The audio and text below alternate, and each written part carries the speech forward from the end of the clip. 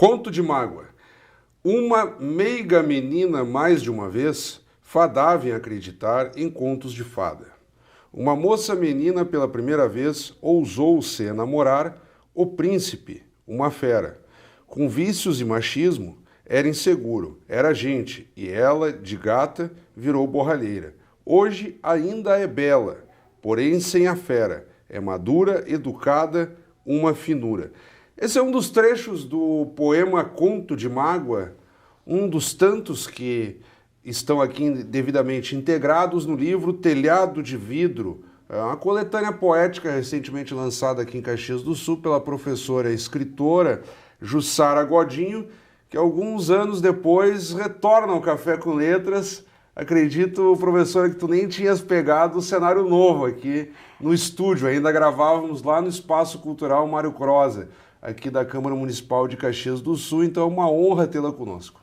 A honra é toda minha, realmente. Eu estive aqui em 2013, né? Olha o aí. cenário era outro, mas sempre muito acolhedor. Eu agradeço demais, é sempre uma honra, a honra é toda minha estar aqui, uma lisonja. 6 anos, professora, olha, estamos ficando velhos, então. E a amizade tá também, né? Não, mas a amizade se fortaleceu, é isso que importa, Fortaleceu. é isso que importa. E para a senhora o tempo não passou. Obrigada. Professor, olha só, e já aqui na capa nós temos o que não é comum, né? Muitas vezes o título do livro ele pega um poema, mas o poema fica escondido ou no próprio livro, evidentemente, ou depois replicado na contracapa. A senhora coloca aqui já na capa, e aí eu vou ler também. Sim, todos os dias, quando o sol se põe e apaga o dia, eu acendo as estrelas e apago a solidão da noite. Já temos aqui devidamente um poema na capa também. E isso tem uma história. Uhum. Tudo que está escrito tem uma história, né? Sim. É que, na verdade, esse livro, Telhado de Vidro, ele estava pronto para ser publicado em 2015. E como eu tive um problema de saúde, o livro ficou meio que em banho-maria. O ano passado, eu retomei. E aí eu então, entrei em contato com a editora e pensamos, vamos publicar o livro. Só que como eu escrevo todos os dias, todos os momentos, né? E tinha alguns poemas, muitos, que eu queria incluir. Mas como ele já estava pronto, e aí seria um novo projeto incluir, claro, né, de poemas. E alguns que me tocaram mais forte o coração, assim, eu pedi para ele, coloca aí mais uns. E, na verdade, ele disse... Aí tem a briga com o editor. Exatamente, foi assim uma coisa.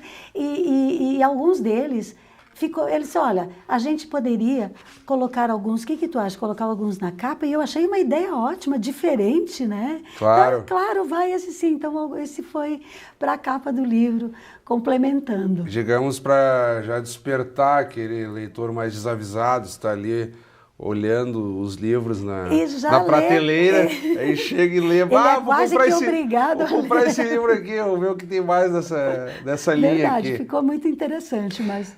A senhora, estrategicamente, quando me trouxe o livro, porque o Café com Letras sempre tem um processo, né? Nós fizemos toda a produção e os autores, conforme vão lançando seus livros, nos procuram, trazem as obras, e aí eu me organizo para ler as obras na íntegra e me preparar devidamente para poder entrevistar vocês.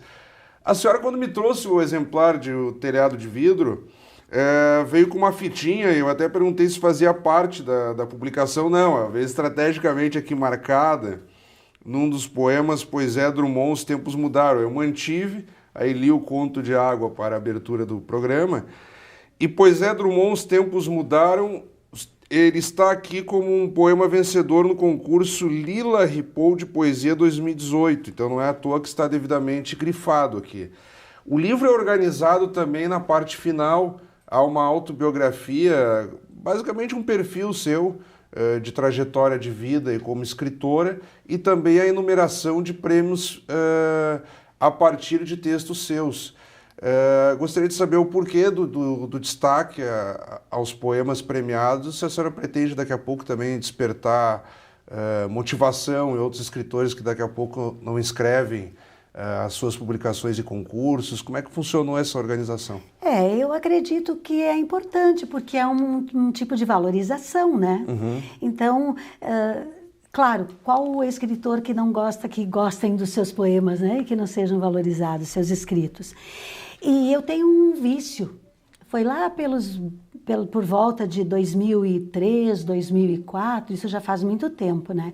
Eu escrevo sempre, desde sempre. Não consigo me lembrar quando eu não era ainda alfabetizada, né? Parece que eu já nasci escrevendo. Então, é uma coisa que faz parte de mim. E lá por volta de 2004, 2005, eu descobri as vantagens e as possibilidades da internet. Eu descobri os concursos literários. E para mim foi quase como uma brincadeira participar. Mas gostei muito, sim, porque eu comecei a ser premiada, né? Eu participava de um, de outro, e aquilo foi me incentivando. E eu acho que é um incentivo, sim, para os jovens escritores, né? E até para quem gosta de colocar, de divulgar, de dar asas aos seus escritos, né? E eu comecei a ser premiada, outro, tenho mais de 100 prêmios, eu acho, nunca contei, e prêmio de publicação em antologias, também tenho muitas antologias, tenho inclusive um livro, meu segundo livro, que é Meu Universo, a Poesia, que a publicação foi prêmio de concurso literário, um concurso de Santos, em São Paulo, isso em 2012. Então, eu continuo participando, claro que não é não é muito sistemático, é de vez em quando, né? Quando eu olho, tem um concurso legal, eu participo, gosto. E o ano passado, eu tive um outro problema, que eu tive uma fratura no meu tornozelo e fiquei um período que eu estava me recuperando. E eu retomei tudo isso. Retomei o meu livro Telhado de Vidro, né? Que estava lá paradinho, foi publicado e retomei os concursos literários. Estava lá com o meu pezinho para cima, né? Dá uma motivação. E a cabeça a mil. Claro. E o que aconteceu? Esse concurso Lila Ripoll é um concurso que acontece desde 2005. E ele é promovido pela Assembleia Legislativa do Rio Grande do Sul. É um concurso que tem um peso assim bastante importante porque é nacional. Então participam muitos escritores. Entram escritores do Brasil todo. Mas o prêmio é entregue aqui em Porto Alegre. O prêmio é entregue em Porto Alegre. Pela Assembleia Legislativa. No Palácio Farroupilha, né? E uma cerimônia muito, muito, muito bonita, muito emocionante, um momento que marca realmente.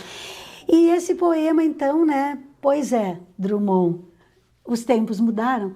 Para minha surpresa, ano passado, fiquei muito feliz. Fui citada, inclusive, pelo Jornal da Cidade, o Pioneiro, como caxiense, né? Vencedora. Então, trouxe o nome da minha cidade. Isso foi tão importante para mim, foi tão gratificante. Então, como eu estou lendo alguns trechos aqui para ilustrar e familiarizar, sobretudo aquele telespectador que ainda não leu o livro, eu vou pedir que a senhora, então, agora faça também um pouco disso, até estamos tratando de poesia para suavizar o programa.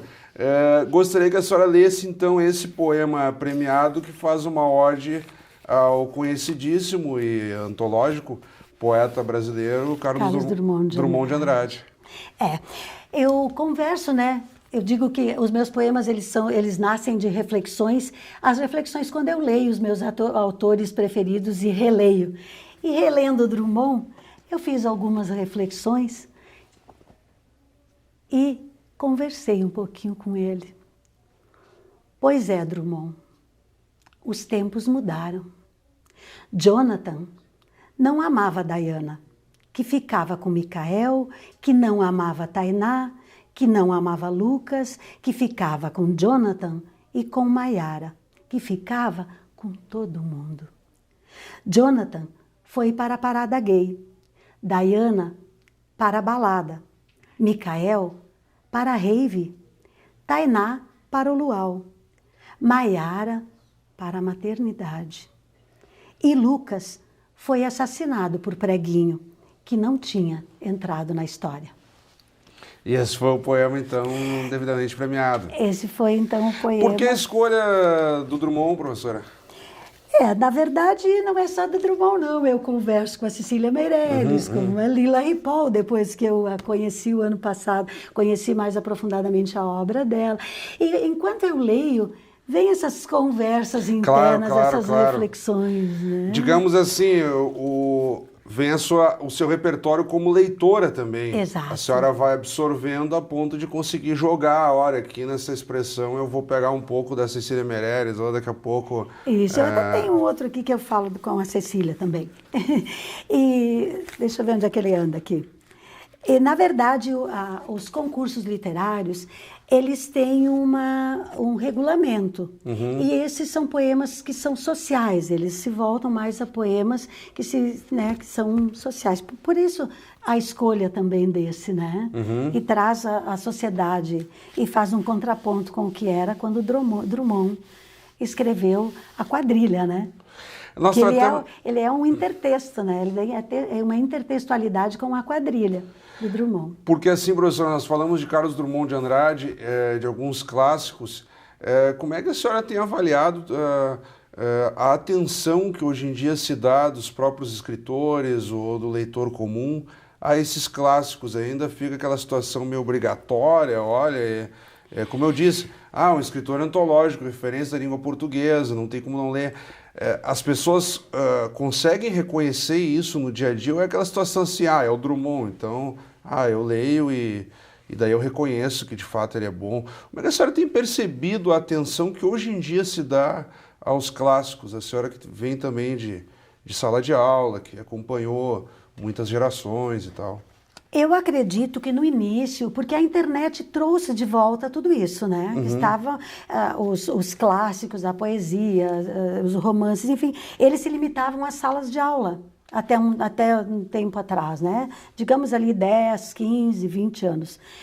E nesse tempo, quando a internet abriu esses horizontes e as pessoas puderam colocar, eu no caso, colocar os seus escritos, os seus poemas, os seus contos, as suas crônicas, puderam colocar para o público, puderam divulgar nos seus blogs, nas suas páginas, nos sites, isso ficou mais aberto.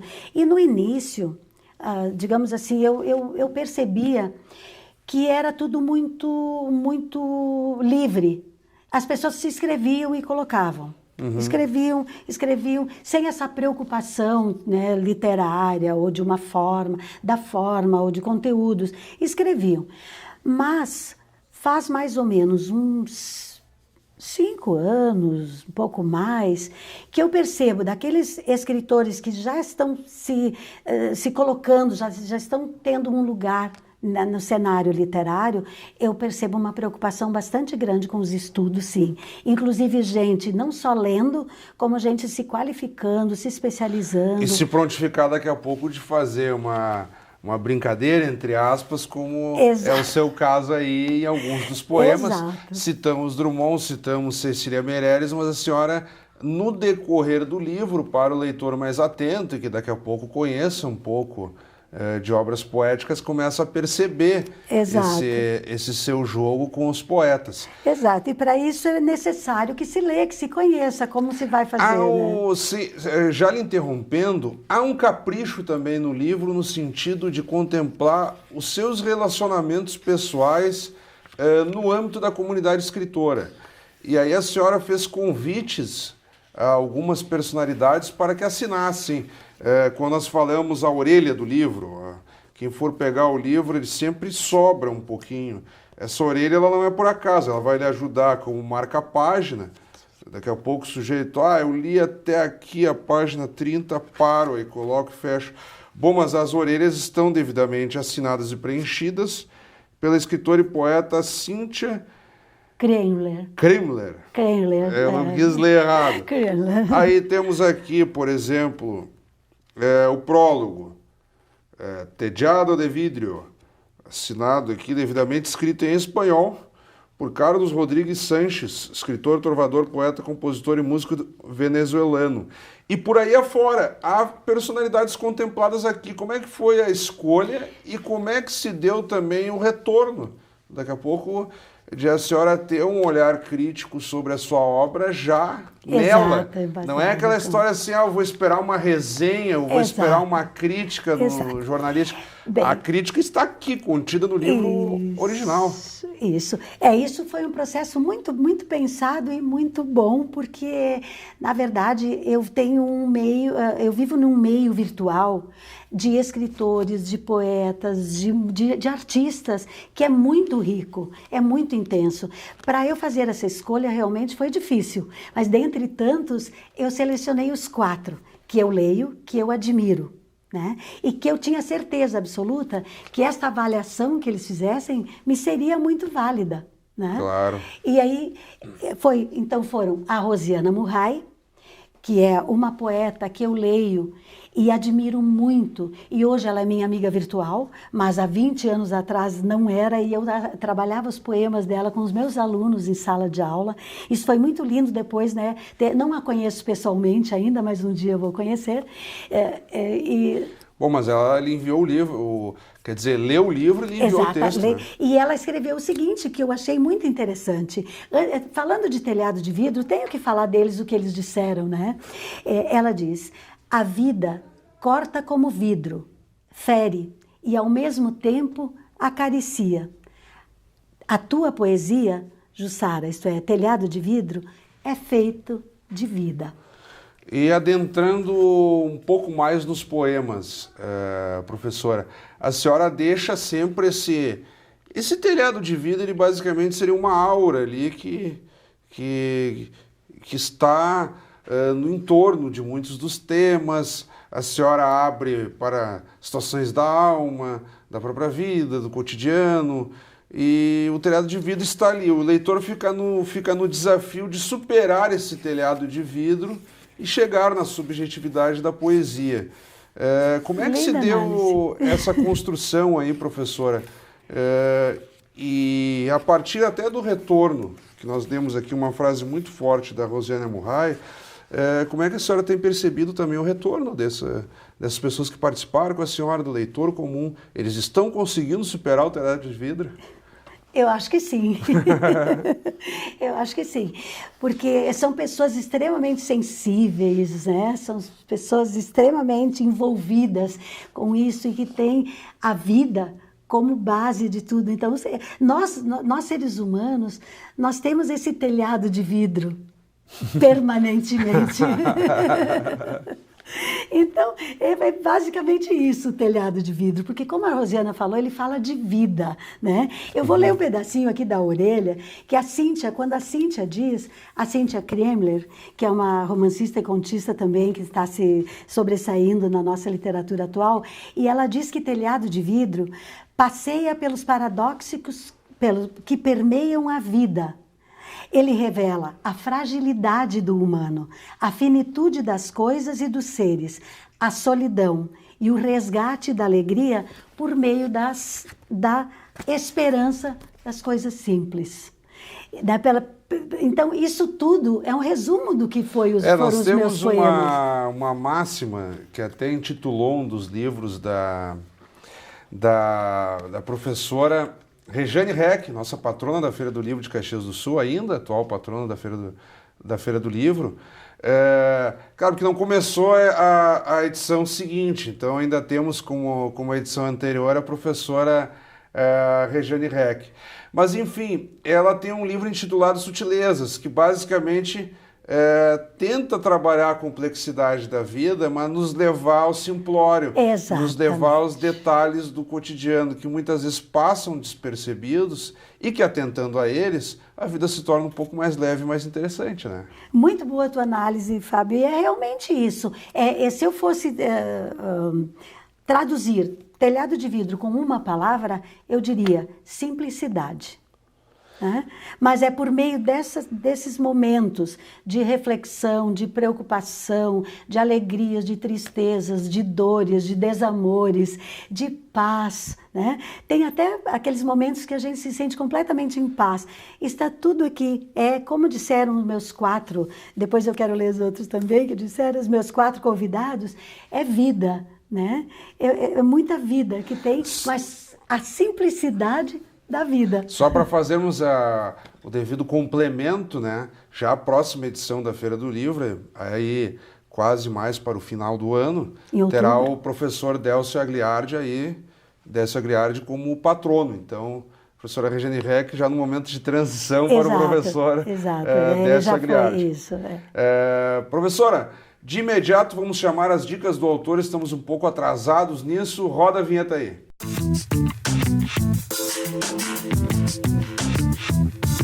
Então aqui no Café com Letras, recebendo a professora Jussara Godinho, vamos dar um tempo na abordagem da obra Telhado de Vidro. E nas dicas do autor eu vou pedir que rapidamente, professora, a senhora compartilhe com quem está nos acompanhando neste momento. Falamos muito de clássicos aqui, daqui a pouco, autores desconhecidos, lançamentos, dicas de leitura que a senhora acredite que quem está nos acompanhando neste momento precisa correr atrás e ler também.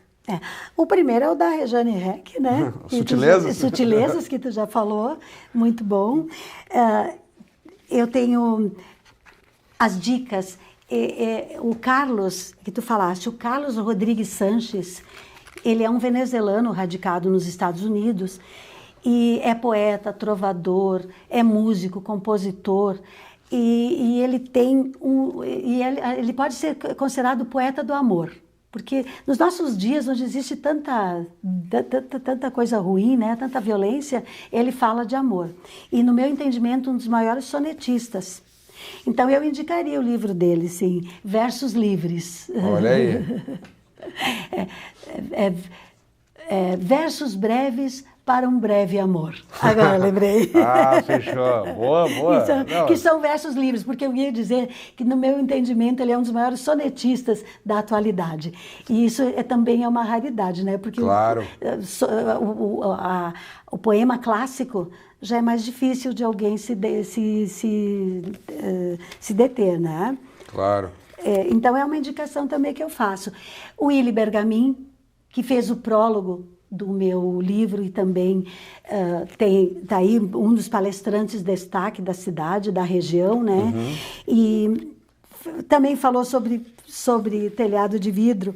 E eu gostei muito quando ele diz que telhado de vidro rascunha sobre o mundo, às vezes romântico, às vezes dolorido e crítico, mas sempre perspicaz em sua análise da vida e da alma humana. Que é o que tratávamos antes também. Exato. Todos eles há convergem pontos em comum aí, tanto exato. A partir da minha leitura, quanto exato. desses que compuseram com a senhora, digamos assim, a autoria, né? Porque mal ou bem um prefaciador, ou alguém que escreve a orelha, tem um pouco de autoria no livro, né?